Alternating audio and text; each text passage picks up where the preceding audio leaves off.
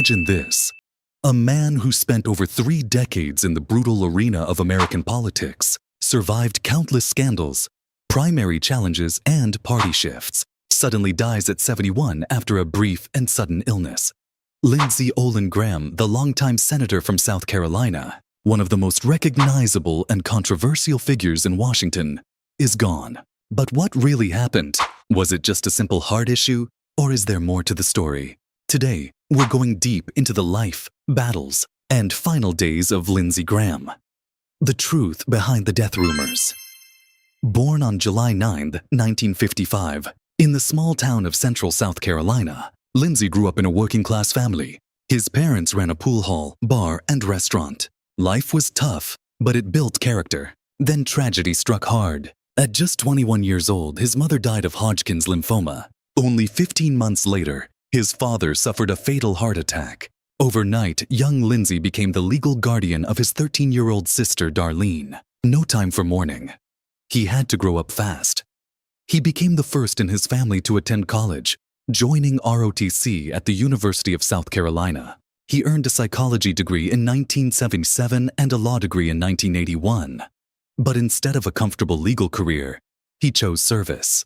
He commissioned into the U.S. Air Force as a Judge Advocate General Officer. Stationed in Germany at Rhein-Main Air Base, he worked as a defense attorney and chief prosecutor. Those years in uniform shaped everything that came after.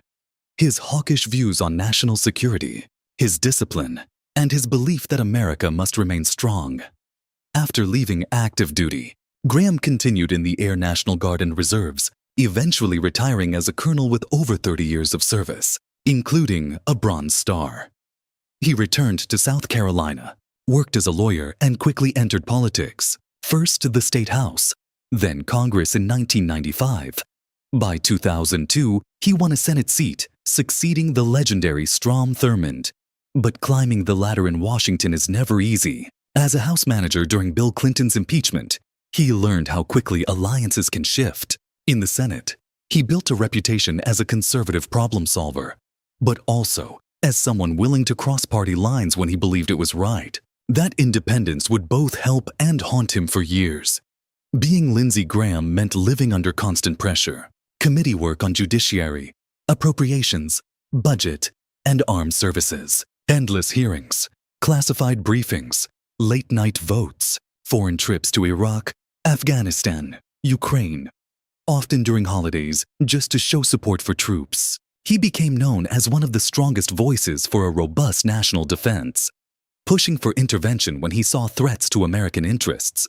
But every decision had a cost. Supporting immigration reform with the 2013 Gang of Eight, he was attacked by conservatives. Criticizing Donald Trump during the 2016 campaign, he faced backlash from the base, then becoming one of Trump's closest allies.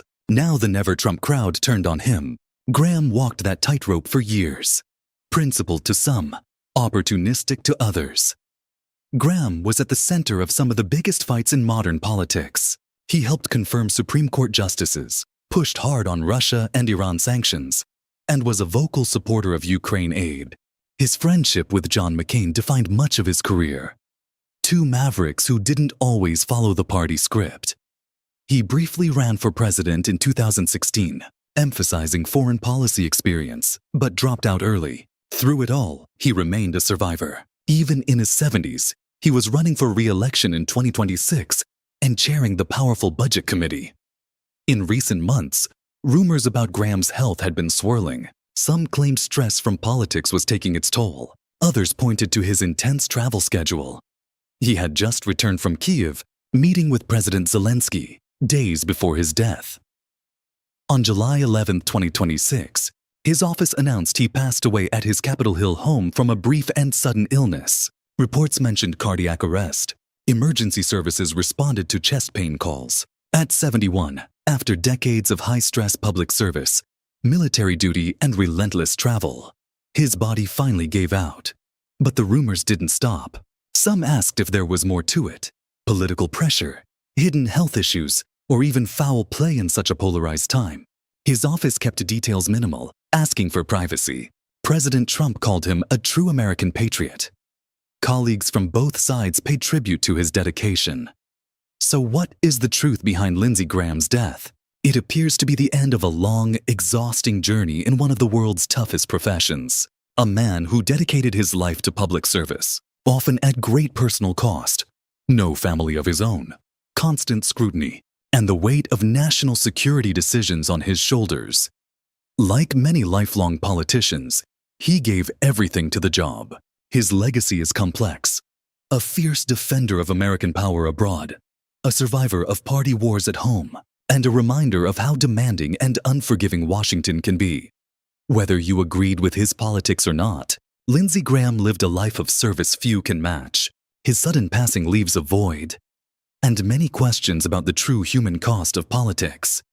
If this video helped you understand the real story behind the headlines, give it a like, subscribe for more deep dives into American politics, and comment below. What do you think really happened? Was it just age and stress or something more? Let us know. Thanks for watching. Stay informed, stay critical.